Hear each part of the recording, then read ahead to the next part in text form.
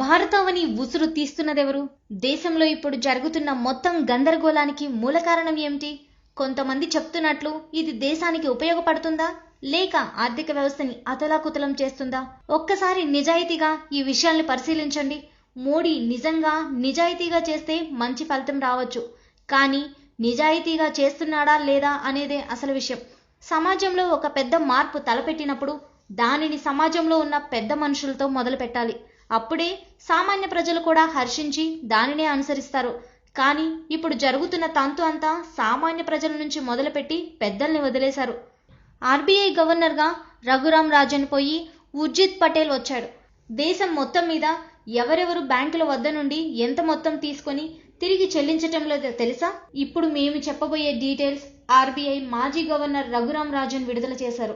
ముఖేష్ అంబానీ 1,87,070 కోట్లు, అనిల్ అంబానీ 1,24,956 కోట్లు, రూలియా బ్రదర్స్ 1,01,461 కోట్లు, అనిల్ అగర్వాల్ 1,03,340 కోట్లు, గౌతమ్ అదానీ 96,031 కోట్లు, సైరస్ మిస్త్రీ 80,701 కోట్లు, మనోజ్ గౌర్ 75,163 కోట్లు, సజ్జన్ జిందాల్ 58,171 కోట్లు, ల్యాంకో మధు 47,102 కోట్లు, జిఎం రావ్ 47,976 కోట్లు, విఎన్ దూప్ 45,400 కోట్లు, జీవికే రెడ్డి 33,933 కోట్లు.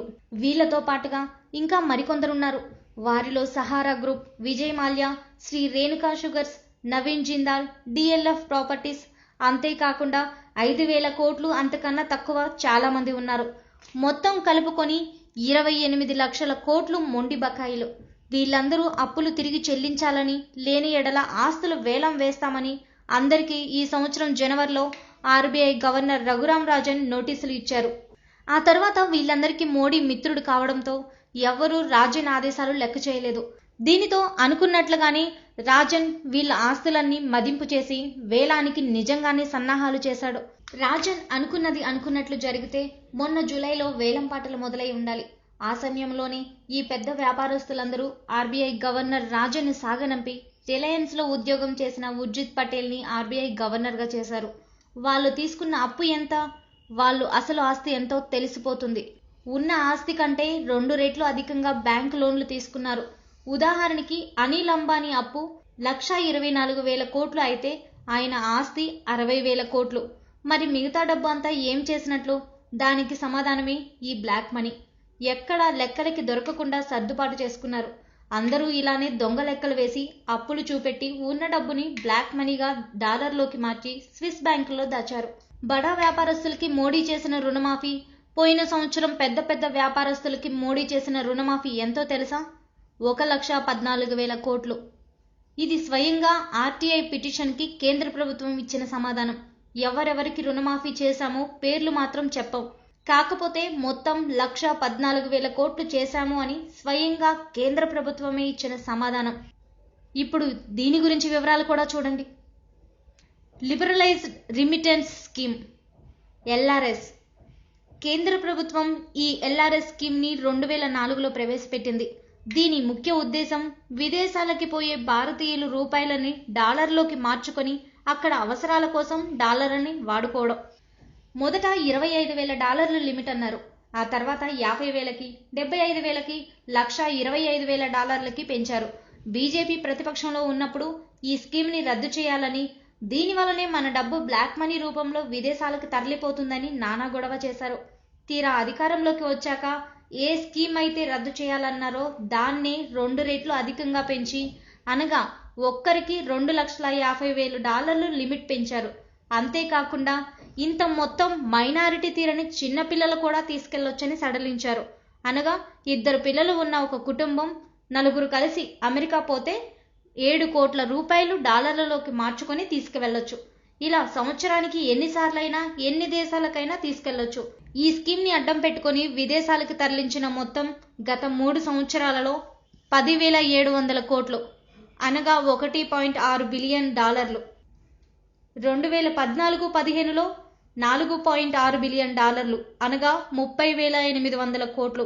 2015-16లో $5 బిలియన్, అనగా 33,500 కోట్లు. 2016-17లో ప్రస్తుత ఆర్థిక సంవత్సరం ముగియటానికి ఇంకో 5 నెలలు ఉంది, ఏప్రిల్ నుండి మార్చి వరకు. ఈ ఆర్థిక సంవత్సరంలో కూడా అంతకు ముందు కంటే ఎక్కువే ఉంటుంది, కానీ తక్కువ ఎంత మాత్రం ఉండదు. కాబట్టి ఈ సంవత్సరానికి సుమారుగా 35,000 కోట్లు వేసుకుంటే మొత్తం ఎల్ఆర్ఎస్ పథకంలో దేశం దాటిపోయిన డబ్బు అక్షరాల గత 3 సంవత్సరాల్లోనే 1,10,000 కోట్లు. ఇది మొత్తం నల్లధనమే. అంతేకాదు, ఇంకో ఆశ్చర్యకరమైన విషయం ఏంటంటే 90% పైగా ఒక్క గుజరాత్ నుండే తరలిపోయింది. ఉపయోగించుకున్నది కూడా 90% మంది గుజరాతీలే. గుజరాత్లో దీనికోసం ప్రత్యేక కంపెనీలు కూడా ఉన్నాయి. ఆంధ్రాలో ఎంఎస్ చేయడానికి పోయే స్టూడెంట్స్కి కన్సల్టెన్సీలు ఉన్నట్లే అక్కడ గుజరాత్లో ఇలా విదేశాలకి డబ్బు తీసుకెళ్లే వాళ్ళ కోసమే హవాలా కంపెనీలు ఉన్నాయి. అమెరికాలో గుజరాతీలు ఇండియా నుండి బ్లాక్ మనీని అమెరికాకి తీసుకుని వచ్చి ఇక్కడ అమెరికాలో పెద్ద ఎత్తున వ్యాపారం చేస్తున్నారు. అమెరికాలో ఒక్క గుజరాతీ కూడా ఉద్యోగం చేయడు. అమెరికాలో ఉన్న హోటళ్లలో 40% గుజరాతీలవే.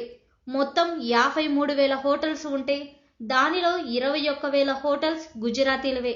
ఇండియా నుండి బ్లాక్ మనీని ఇక్కడికి తరలించి ఇక్కడ వ్యాపారాలు చేస్తున్నారు. అమెరికాలో రాజకీయ పార్టీలకి చందాలు ఇచ్చేది భారతీయులలో ఒక్క గుజరాతీలే. భారతీయులు విదేశాలలో వ్యాపారం చేస్తున్నారు అంటే అది ఒక్క గుజరాతీలే, అది కూడా ఇండియా నుండి తెచ్చే బ్లాక్ మనీతో.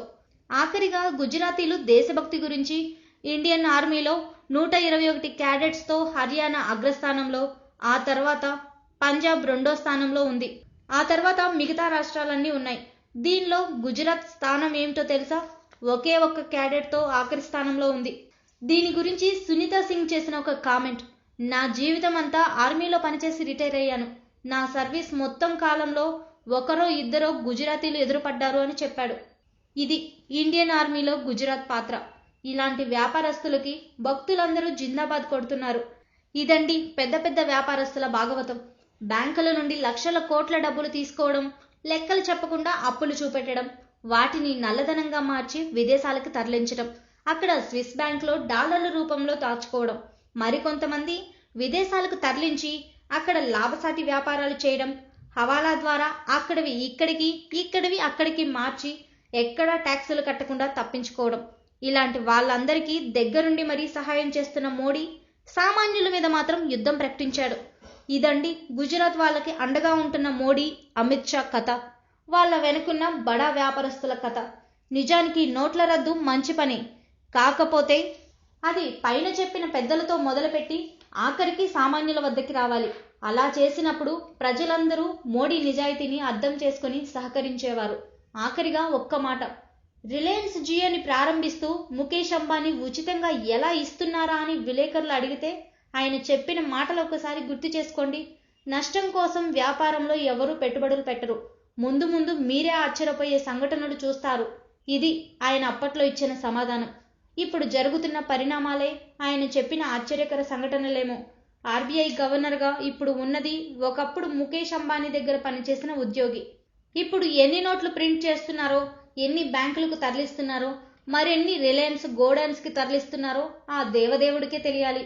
ఏది ఏమైనా గుజరాత్ వ్యాపారస్తులు అందరూ కలిసి మళ్ళీ నమోని ఈ కొత్త నోట్లతో గెలిపించడం ఖాయమే. నమో నమో, ఈ దేశాన్ని దేవుడే కాపాడాలి. Like and subscribe Eagle Media Works.